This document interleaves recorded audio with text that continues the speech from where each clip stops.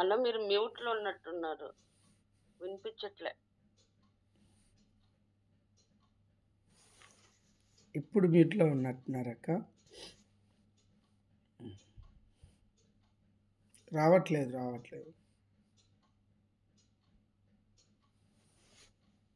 అన్న మీ వాయిస్ రావట్లేదు నిజంగానే.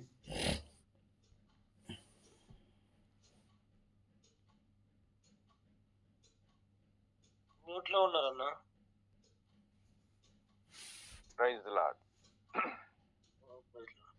ప్రభువైన యేసుక్రీస్తు వారి శుభనామంలో అందరికీ ఈ ఉదయకాల దైవ ఆశీర్వాదములు, శుభాలు కలుగునగాక.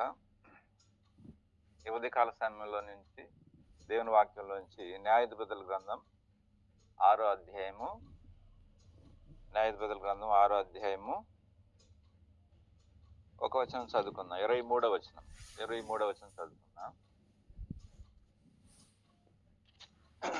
అప్పుడు యెహోవా, నీకు సమాధానము, భయపడకము, నీవు చావు అని అతనితో సెలవిచ్చాను. అక్కడ గిద్యోను యెహోవా నామమున బలిపీఠమును కట్టి దానికి యెహోవా సమాధానకర్త అను పేరు పెట్టాను. నేటి వరకు అది అబీయెజ్రీయుల ఒఫ్రాలో ఉన్నది. దేవుడు ఈ చిన్న లేఖన భాగాన్ని మన వినికిడిలో దీవించి ఆశీర్వదించును గాక. ఇక్కడ మనం చూస్తాం, న్యాయాధిపతుల గ్రంథంలో 6వ అధ్యాయంలో ఇశ్రాయేల్ ప్రజలు మరి యెహోవా దృష్టికి పాపం చేసి మరి దేవుని సమాధానం పోగొట్టుకున్నారు. వాళ్ళు మిక్కిలి హీనదశకు వెళ్ళిపోయినట్లుగా మనం చూస్తాం. 6వ వచనంలో ఇశ్రాయేలీలు మిద్యానీయుల వలన మిక్కిలి దశకు వచ్చినప్పుడు వారు యెహోవాకు మొరపెట్టిరి. ఇది మరి అంతేకాదు, మరి అంతేకాదండి, ఇంకా వాళ్ళు ఎంతో బలహీనులు అయిపోయారు. వారు కొండల్లో, వాగుల్లో, గుహల్లో దుర్గములుగా సిద్ధపరచుకున్నారు. ఎక్కడెక్కడో తాటు స్థలాల్లో, మరుగైనటువంటి స్థలాల్లో వారు జీవిస్తూ వచ్చారన్నమాట. ఇలాగుంటున్న పరిస్థితుల్లో అప్పుడు వారి మొర దేవుడు ఆలకించి దేవుడు వారికి గొప్ప సమాధానం ఇచ్చాడు. తర్వాత గిద్యోనుకు ప్రత్యక్షం అవుతాడు దేవుడు. తర్వాత గిద్యోనుకు దేవుడు వాగ్దానం ఇస్తాడు. తర్వాత గిద్యోను నిన్ను వాడుకుంటానని చెప్తాడు. గిద్యోను చెప్పిన తర్వాత దేవుడు కటాక్షం కొరకై ఒక చిన్న సూచన అడుగుతాడు. ఏమడుగుతాడంటే 17వ వచనం కాడి నుంచి మనం చూస్తే, మరి నేను నీ యొద్దకు వచ్చి నా అర్పణ బట్టి తెచ్చిన నీ సన్నిధిని దాన్ని పెట్టే వరకు ఇక్కడే ఉండమని, నువ్వు వెళ్ళొద్దని చెప్తాడు. అప్పుడు పోయిరామంటాడు. అప్పుడు ఒక మేక పిల్లను, తూమిడు పిండితో పొంగని భక్ష్యాలు సిద్ధపరిచి ఒక గంపలో ఉంచి తీసుకొస్తాడు. అప్పుడు ఒక చోట అవి పెట్టినప్పుడు మరి యెహోవా దూత ఒక చిన్న కర్రతోటి అట్లా తాకినప్పుడు అది దేవుని అగ్నితో కాల్చబడి శుభ్రంగా కాలిపోద్ది. దాన్ని బట్టి గిద్యోను ఒక నిర్ధారణకు వస్తాడు. ఆహా, నా ఏలునవాడా యెహోవా, ఇందుకొరకే కదా నేను నీ ముఖాముఖంగా యెహోవా దూతను నేను చూచితినను అని అంటాడు. అప్పుడు గిద్యోనుతో దేవుడు అంటాడు, నీకు సమాధానము, భయపడకము, నువ్వు చావు అని అతనితో సెలవిస్తాడు. అక్కడ గిద్యోను యెహోవా నామమునకు బలిపీఠం కట్టి దానికి యెహోవా సమాధానకర్త అని పేరు పెడతాడు. ఇక్కడ దేవుని సమాధానం, దేవుని ఐక్యత, లేకపోతే దేవునితో ఐక్యత అనేది మనం చూస్తున్నాం అన్నమాట. ఈ రోజున మన వ్యక్తిగతంగా చూస్తే కుటుంబాల మధ్య, సంఘాల మధ్య, మత శాఖల మధ్య, దేశాల మధ్య, వ్యక్తిగతంగా మరి ఏమి లేదంటే సమాధానం లేదు. సమాధానాన్ని కోల్పోయారు. దేవునితో సమాధానం మరి కోల్పోయినట్లుగా మనం చూస్తాం. అయితే మరి మరి అసలు సమాధానం లేకుండా మనం ఏం చేయలేం. అక్కడ యుగంధర్ బ్రదర్ కూడా హృదయం అనే బలిపీఠం అని ప్రార్థన చేస్తూ వచ్చాడు. అది అర్పించే అర్పణను మీరు అంగీకరించు ప్రభు అని ప్రార్థన చేస్తూ వచ్చారు కదా. వాస్తవమే అది. ఆ బలిపీఠం దేవునితో సమాధానం. బలిపీఠము వ్యక్తిగతంగా మనం దేవునితో సమాధానం కలిగి ఉండటం అనేది జ్ఞాపకం చేస్తుంది అన్నమాట. కాబట్టి ఈ లోకానికి దేవుడు ఎందుకు వచ్చాడు అని అంటే, యేసు ప్రభువారు సమాధానం ఇవ్వటానికే దేవుడు ఈ లోకానికి వచ్చాడు. దేవుడు లోకమును ఎంతగానో ప్రేమించాను కాగా తన అద్వితీయ కుమారునిగా పుట్టిన వాని యందు విశ్వాసముంచు ప్రతివారును నశింపక నిత్యజీవం పొందినట్లు ఆయన ఈ లోకానికి వచ్చానని దేవుని వాక్యం చదివిస్తున్నమాట. కాబట్టి మన జీవితంలో దైవ సమాధానాన్ని మనం అనుభవించాలి. అందుకనే గిద్యోనుతో నీకు సమాధానము, నువ్వు భయపడకము, నీకు సమాధానము, నువ్వు భయపడకము అని అతను నువ్వు చావునే చావు అని దేవుడు అతన్ని బలపరిచినట్లుగా మనం చూస్తున్నాం అన్నమాట. కాబట్టి యేసు ప్రభు వారు కూడా ఈ లోకానికి దేవుడు ఎందుకు వచ్చాడంటే దైవ సమాధానం అనుగ్రహించటానికే వచ్చాడు అన్నమాట. యెషయా గ్రంథం 9వ అధ్యాయంలో మనం చూస్తే 9వ అధ్యాయం 6వ వచనంలో చూస్తాం మనం. చక్కని వాక్యం ఇది. ఏలి అనగా మనకు శిశువు పుట్టెను, మనకు కుమారుడు అనుగ్రహింపబడిను, ఆయన భుజముల మీద రాజ్యభారముడును. ఆశ్చర్యకరుడు, ఆలోచనకర్త, బలవంతుడైన దేవుడు, నిత్యుడగు తండ్రి, సమాధానకర్తయగు అధిపతి అని అతనికి పేరు పెట్టబడును. సమాధానకర్తయగు అధిపతి అని అతనికి పేరు పెట్టబడు. ఈ లోకానికి దేవుడు ఎందుకు వచ్చాడు? దైవ సమాధానం ఇవ్వటానికి వచ్చాడు. దేవునితో సమాధానం కలిగి ఉండటానికి ఆయన ఈ లోకానికి వచ్చాడు అన్నమాట. కాబట్టి ఈ దైవ సమాధానాన్ని మనం అందరం కూడా కలిగి ఉండాలని ప్రభు వచ్చాడు. యోహాను సువార్త 20వ అధ్యాయము 21వ వచనంలో చూస్తే యేసు క్రీస్తు ప్రభువారు మరణించిన తర్వాత కూడా శిష్యులను సమాధానంతో పలకరించినట్లుగా మనం చూస్తున్నాం. వాళ్ళు కావాలని కోరింది ఏంటంటే, నన్ను తెలుసుకోండి, నన్ను అర్థం చేసుకోండి, నేనే అని చెప్పుకునే దానికంటే కూడా దేవుడు తన శిష్యులైనటువంటి వారు వాళ్ళు కలిగి ఉండాలని, ఏం కలిగి ఉండాలని కోరుకున్నాడంటే సమాధానం కలిగి ఉండాలని కోరుకున్నాడు. 33.5 సంవత్సరం నాతో తిన్నారు, నాతో తిరిగారు, నాతో జీవించారు, మరి నన్ను అర్థం చేసుకోలేకపోయారే మీరు అని అనలేదు. అక్కడ వాళ్ళు తిరిగి చేపలు పట్టడానికి వెళ్ళిపోయారు. కానీ దేవుడు వాళ్ళల్లో మీరు నన్ను అర్థం చేసుకోకపోయినా పర్వాలేదు, కానీ మీరు దైవ సమాధానాన్ని కలిగి ఉండండి, దైవ సమాధానం కలిగి ఉండండి అని అన్నాడు. ఈ రోజున సమాధానాలు లేవు. ఈ రోజున సంఘాల్లో సమాధానం లేదు. అందుకని మనం ప్రార్థన చేయాలి. దేవుడు మనల్ని అందరినీ జతపరిచింది ఎందుకోసం అంటే, ఇట్టి సమాధానం కోల్పోయిన ప్రజల్ని మరలా తిరిగి వారు సమాధానం పొందినట్లుగా మనం సిద్ధపరచాల. అందుకోసమే దేవుడు మనల్ని ఐక్యపరిచాడు. అది జ్ఞాపకం చేసుకోవాలి మనల్ని. ఈ అరగంట సమయం, ప్రార్థన చేసేటువంటి అరగంట సమయం ఎంత అమూల్యమైంది, అది ఎంతో విలువైంది అది. కాబట్టి యేసుక్రీస్తు ప్రభువారు మరణించి తిరిగి లేచిన తర్వాత శిష్యులు కనపడి ఏంట్రా ఇలాంటి పనులు చేశారు అని అనాల్సినోడు ఏమంటున్నాడంటే దైవ సమాధానం మీకు అని అంటున్నాడు. చూసావా ఎంత గొప్ప దేవుడు ఆయన.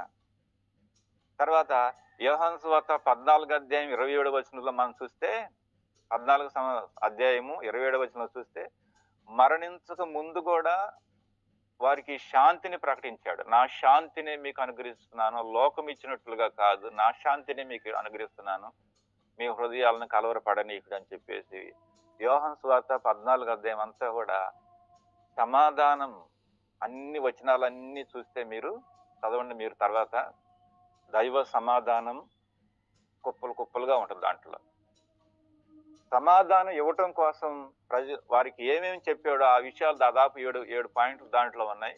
7 అర్థాలు ఇచ్చేటువంటి విషయాలు. ప్రతి విషయంలో కూడా దైవ సమాధానం ఉంటుంది అన్నమాట. మనం కనుక లోపల కనుక వెళ్ళి చూస్తే దైవ సమాధానం ఉంటుంది అన్నమాట. కాబట్టి క్రీస్తు ప్రభువారు కూడా ఆయన మరణించక మునుపు దైవ సమాధానమే కోరాడు అన్నమాట. దైవ సమాధానమే కోరుకున్నాడు. తర్వాత యోహాను సువార్త 16:33 అన్నాడు, నా యందు మీకు సమాధానం కలుగునట్లు అని అంటాడు. ఇది చూడండి దయచేసి. యోహాను సువార్త 16:27 అంటారు, నా యందు మీకు సమాధానం కలుగునట్లు అన్నమాట. కాబట్టి దేవునితో సమాధానం. ఈ లోకంలో ఎవరైనా సరే అన్నమాట, నా యందు మీకు సమాధానం కలిగినట్లు ఈ మాటలు మీతో చెప్పుచున్నాను. లోకములో మీకు శ్రమ కలుగును, అయినను మీరు ధైర్యం తెచ్చుకునుడి, నేను లోకమును జయించి ఉన్నాను, నేను లోకాన్ని జయించి ఉన్నాను అన్నాడు. కాబట్టి నాతో మీకు సమాధానం కలగాలి అన్నమాట. నాతో మీకు సమాధానం కలగాలి. కాబట్టి ప్రభుతో మనం సమాధానం కలిగి ఉండాలని కోరాడు అన్నమాట ఆయన. తర్వాత యోహాను సువార్త 20:18-19 యోహాను సువార్త 20:18-19 వారు శిష్యులు యేసు ప్రభువారు చనిపోయిన తర్వాత ఒక గదిలో ఉండి యేసు ప్రభు అంతటోడికి ఎంత విషయం జరిగితే ఆయన బిడ్డలమని మనం తెలిస్తే మనకి ఎలాంటి పరిస్థితి వచ్చిందో అని వారు హృదయాలు ఎవరిది నెమ్మది లేవు, అలజడితో ఉన్నాయి, గందరగోళంగా ఉన్నాయి, శ్రమతో కూడిందిగా ఉన్నాయి వాళ్ళ హృదయాలు. తర్వాత అసమానార్థంతో ఉన్నారు, వాళ్ళు విషాదంతో ఉన్నారు. అయితే విషాదంతో ఉన్నారు, ప్రశాంతత లేదు వాళ్ళ హృదయాల్లో, నెమ్మది లేదు, పరిపూర్ణత లేదు వాళ్ళ హృదయాలు. ప్రభు చూశాడు ఆయన, అయ్యో నా బిడ్డలు ఇలా ఉన్నారని చెప్పేసి అన్ఎక్స్పెక్టెడ్ గా గదిలో వాళ్ళ మధ్యలో ప్రత్యక్షమైపోయినాడు. వాళ్ళ మధ్యలో ప్రత్యక్షమయ్యి చూడు ఏమంటాడు 19వ వచనంలో, ఆదివారం సాయంకాలం శిష్యులు యూదులకు భయపడి తాము కూడి ఉన్న ఇంటి తలుపులు మూసుకొని ఉండగా యేసు వచ్చి వారి మధ్య నిలిచి మీకు సమాధానం కలుగును గాక. ఏం కలిగింది? సమాధానం. ఈ సమాధానం మనం అనుభవించాలి. ఏది ఏమైనా సరే ఈ సమాధానం మనం అనుభవించి తీరాలి అన్నమాట. సంఖ్యాకాండములో 6వ అధ్యాయంలో అండి చక్కని వాక్యము. ఇశ్రాయేలీలు అంటే ఒక దీవెన వచనాన్ని పెట్టుకున్నారు వాళ్ళు. దీవెన వచనాన్ని చదువుదాం అన్నమాట. దీవెన వచనములో ఇక్కడ ఏముంది? సంఖ్యాకాండం 6వ అధ్యాయము 26వ వచనం అండి. 6వ అధ్యాయం 26వ వచనంలో చూద్దాం. యెహోవా నీ మీద తన సన్నిధి కాంతిని ఉదయింపచేసి నీకు సమాధానము కలుగును గాక. అట్లు వారు ఇశ్రాయేలు మీద నా నామమును ఉచ్చరించటం వలన నేను వారిని ఆశీర్వదించెదను. యెహోవా నీకు. కాబట్టి ఇక్కడ లేవీలు అనబడినటువంటి వారిని ఇశ్రాయేలును దీవిస్తున్నారు. ఇక్కడ ఆ దీవించే విధానంలో ఏం దీవెన ఉంది అంటే, ఏ దీవెన అంటే దైవ సమాధానం అన్నమాట. దైవ సమాధానం మీకు ఆయన సన్నిధి కాంతి ఉదయ కాంతి నీకు సమాధానం కలుగచేసి నీ మీద తన సన్నిధి కాంతిని ఉదయింపచేసి నీకు సమాధానం కలిగచేసి నేను నిన్ను ఆశీర్వదిస్తాను అని అంటమాట. దీన్ని మరి మనం ఎలా చెప్పొచ్చు అంటే షాలోం అన్నమాట. షాలోం అనగా దైవ సమాధానం, దైవ పరిపూర్ణత, మరి దేవుని యొక్క మరి ప్రసన్నత, పరిపూర్ణత, ప్రశాంతత, నెమ్మది, సమాధానం అనే అర్థం ఇచ్చేటువంటి విషయాలు దాంట్లో ఉన్నాయన్నమాట. షాలోం. కాబట్టి ఈ షాలోమును మనం అనుభవించాలి అనేది ప్రభు యొక్క కోరిక అయి ఉన్నదన్నమాట. ఒక చిత్రకారుడిని సమాధానాన్ని చిత్రపటమే చూపించేయాలన్నారంట. అప్పుడు ఒక చిత్రకారుడు చాలా మంది చిత్రకారులు చాలా రకాల పటాలు వేసి చూపించారంట. సమాధానాన్ని చిత్రం రూపంలో, ఒక బొమ్మ రూపంలో చూపించారన్నమాట. అప్పుడు ఒక అతను వేసాడంట బొమ్మ. దానికి ఎక్స్ప్లెనేషన్ కూడా ఇచ్చాడంటే, ఎక్స్ప్లెనేషన్ అంటే వివరణ ఇచ్చారు. ఎలా ఇచ్చారంటే, ఒక ఎత్తైన పర్వతం మీద నుంచి వరవడిగా దూకుతున్న నీళ్లు కిందకి, ఆ దూకుతున్నటువంటి నీళ్లు, ఆ పక్కనే ఒక చెట్టు, ఆ చెట్టు మీద ఒక పక్షి గూడు పెట్టుకొని, ఆ గూట్లో తన పిల్లల్ని పెట్టుకొని పొదిగి ప్రశాంతంగా నిద్రపోతూ ఉందంట. అప్పుడు ఇది ఎలాగూ సమాధానం అయ్యా అని వాళ్ళు అడిగితే, అప్పుడు ఆయన చెప్పాడంట, ఇంత వరవడిగా వస్తున్నటువంటి ఈ ప్రవాహ జలాలు పెద్ద పెద్ద శబ్దాలు చేసుకుంటూ వస్తున్నా గాని దమదమ పడుతున్నాయి కింద నీళ్లు. అయినా గాని ఆ పక్షి ప్రశాంతంగా నిద్రపోతూ ఉందన్నమాట. ప్రశాంతంగా నిద్రపోతుంది, భయపడలేదు. ఆ శబ్దాలకు, ఆ స్వరాలకు, ఆ యొక్క ఆ గాలి వీస్తుంటే ఆ పడే వీధి వచ్చేటువంటి ఆ యొక్క శబ్దాలు రకరకాలుగా ఉంటాయి. మీరు కనుక డాముల దగ్గరికి పోయి చూస్తే, ఆ నీళ్లు ఎత్తైన ప్రధాన కింద పడేటప్పుడు చూస్తే పెద్ద పెద్ద శబ్దాలు, అక్కడ చాలా గందరగోళంగా ఉంటది. మీరు కనుక చూస్తే ఆ గందరగోళంలో కూడా ఈ పక్షి ప్రశాంతంగా నిద్రపోతుంది. ఇది సార్ సమాధానం అంటే అని చెప్పేసి అని చూపించారు. అవును, మన జీవితంలో కూడా అలజడిలో, శ్రమల్లో, గందరగోళాల్లో, అసమానతలో, వ్యతిరేకతల్లో, నిందల్లో, నీ మీద వచ్చేటువంటి పరిస్థితులు అభిముఖంగా ఉన్నప్పుడు నువ్వెలా ఉంటున్నావు? అది సమాధానం అంటే. ఈ సమాధానాన్ని కాపాడుకోవాలి. ప్రభు మనకి సమాధానం ఇచ్చాడు. ఆ సమాధానాన్ని మనం ఈ లోకాన్ని విడిచేటంత వరకు కూడా మనం పోగొట్టుకోకూడదు. అది దైవ సమాధానం అది ఎంతో గొప్పది. చాలాసార్లు అంటారు పిచ్చి ప్రశ్నలు, నాకు సమాధానం లేదండి, నాకు సమాధానం లేదండి. సమాధానం ఏం లేకపోతే ఏం చేస్తుంది అంటాను, దూకి సాగు, దరిద్రం వదిలిపోయింది. సమాధానం ఎందుకు లేదు? దేవుడిచ్చిన సమాధానం ఎందుకు కాపాడుకోలేకపోతున్నావు? సమాధానం ఊరకొచ్చిందా? సమాధానం నీకు నాకు సమాధానం ఇవ్వటానికి దేవుడు ఎన్ని విధాలుగా ఆయన కష్టపడ్డాడు, రక్తం గార్చాడు, ప్రాణం పెట్టాడు, సమాధి చేయబడ్డాడు, తన ఘనతలన్నీ వదులుకొని భూలోకానికి వచ్చి నీ కొరకు నా కొరకు చేయవలసినది ఇంత అంత కాదు, ఎంతగానో చేశాడు.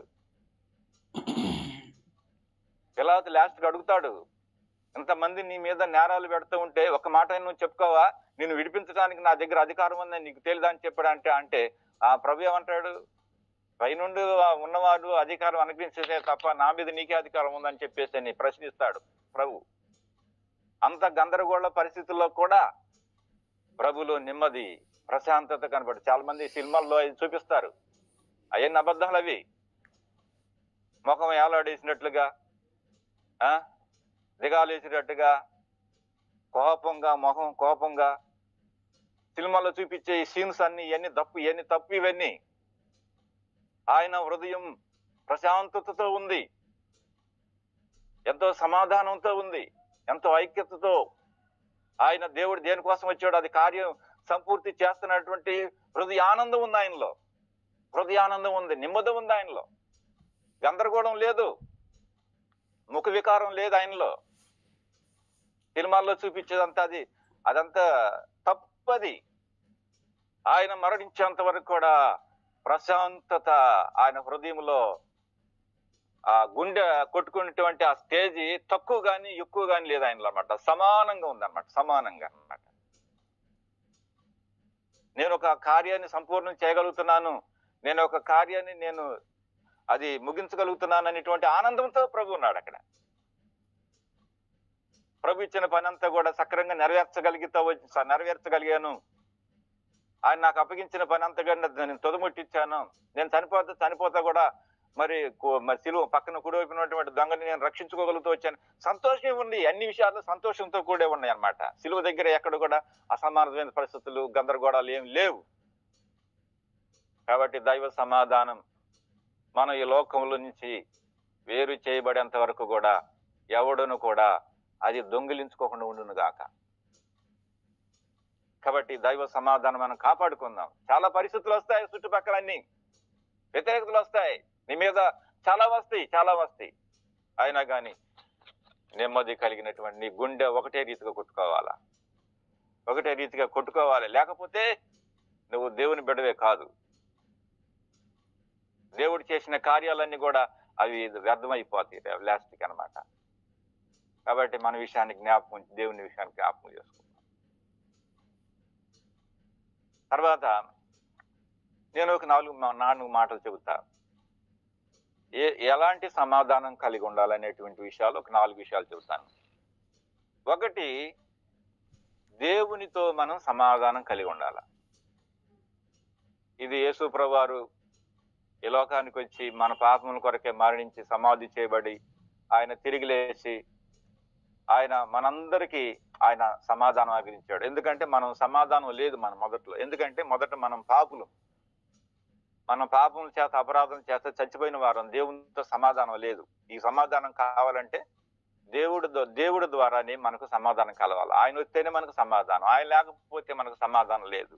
అందుకని ఆయన ఈ లోకానికి వచ్చి మన కోసం వచ్చాడు అన్నమాట. ఇప్పుడు ఆ సమాధానాన్ని మనం అనుభవించాలంటే విశ్వాసంతో ప్రభు దగ్గరికి రావాలి. దేవునితో సమాధానం అనిపించాలని అనుకున్నవాడు ఎవడైనా సరే, ఈ లోకంలో ఎవడైనా, ఏ దేశస్థుడైనా, ఏ కులస్థుడైనా, ఏ మతస్థుడైనా, ఏ జాతికి సంబంధించినటువంటి వాడైనా సరే, దేవునితో సమాధానం కలిగి ఉండాలంటే యేసు ప్రభువారి దగ్గర మార్గం. ఆయన తప్ప వేరొక దిక్కు లేదు ఎవరికి కూడా. అది ఎలా పొందొచ్చు అంటే విశ్వాసం ద్వారా పొందొచ్చు. దేవునితో సమాధానం విశ్వాసం ద్వారా మనం పొందొచ్చు.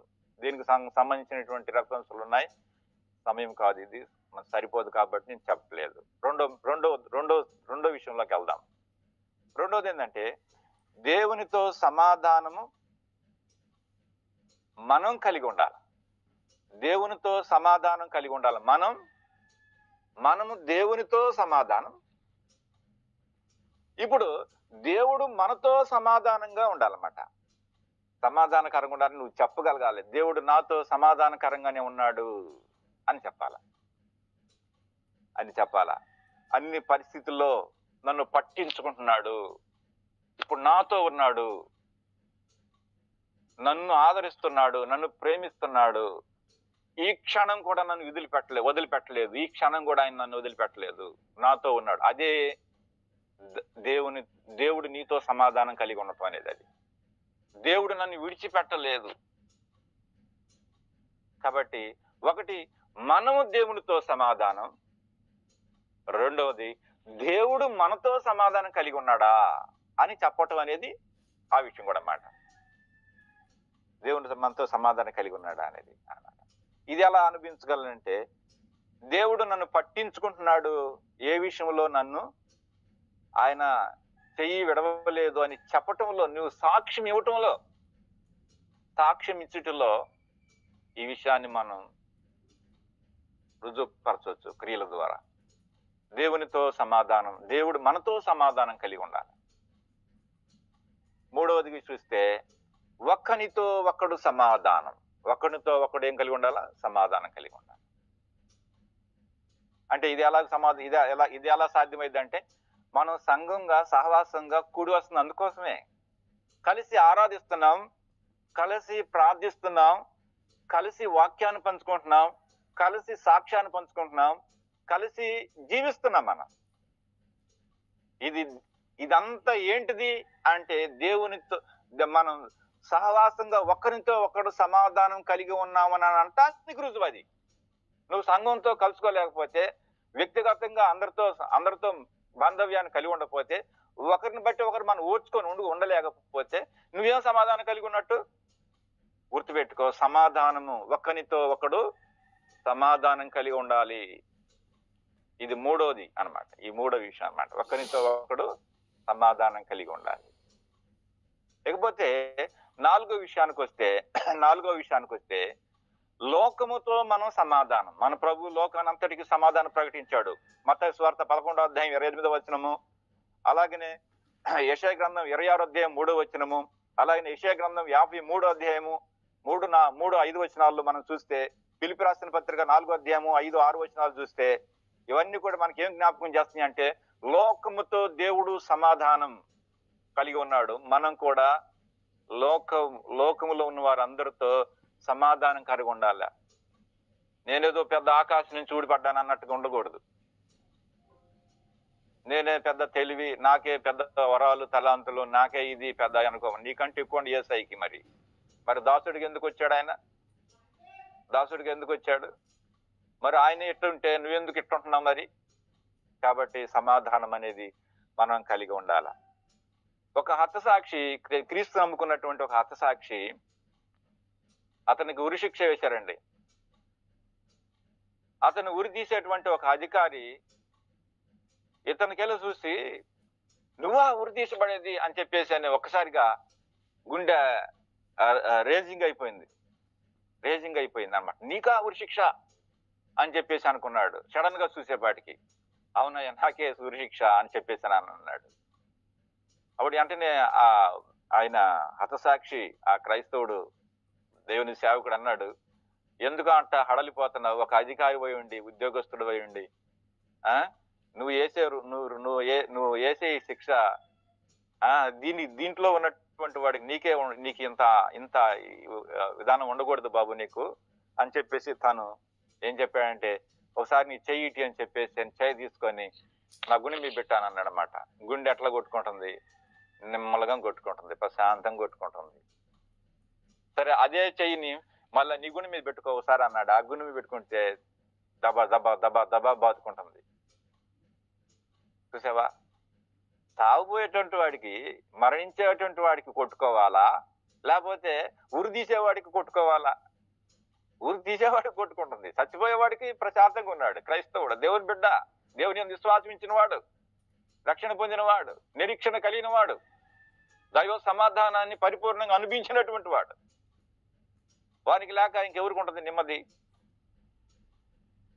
కాబట్టి దేవుడు ఈ నెమ్మదిని ఏ విషయము దొంగిలించుకోకుండా ఉండగాక, ఈ ప్రశాంతత, ఈ నిర్మలత్వం, ఈ యొక్క నెమ్మది, ఈ ప్రశాంతత, ఈ దైవ సమాధానము మనమందరం కూడా కలిగి జీవించాలని ప్రభు కోరుతూ ఉన్నాడు అన్నమాట. అట్టి కృప దేవుడు మనందరికీ దయచేయను గాక. అందరికీ ప్రైజ్ ది లార్డ్.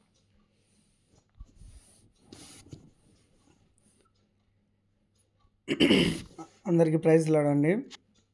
నిజంగా